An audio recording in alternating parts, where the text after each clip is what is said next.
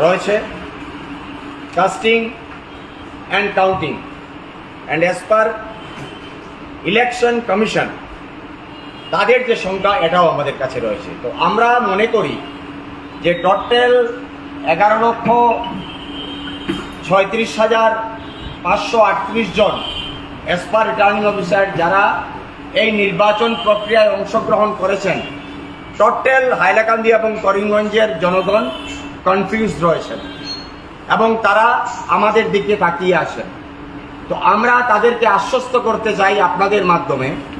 গতকাল অলরেডি আমি as a district Congress president আমি বলেছি যে আজকে যদি শপথ গ্রহণ অনুষ্ঠান অনুষ্ঠিত হয় দিল্লিতে, থ্রু মিডিয়া আমরা আবেদন জানাচ্ছি যাতে, যেহেতু বিসঙ্গতি দেখা দিয়েছে এবং আমার শ্রদ্ধেয় প্রার্থী উনি ইতিমধ্যে বলেছেন যে certificate which has been given to the Kripanath Mala that should be cancel first এবং ট্রুথ শুড কাম আউট।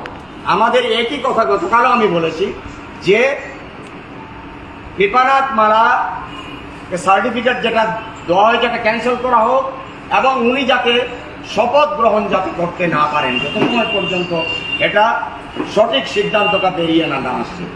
2 নম্বর হলো গিয়ে জেলা কংগ্রেস হাইলাকান্দি জেলার থেকেও তারা ডিমান্ড করেছে।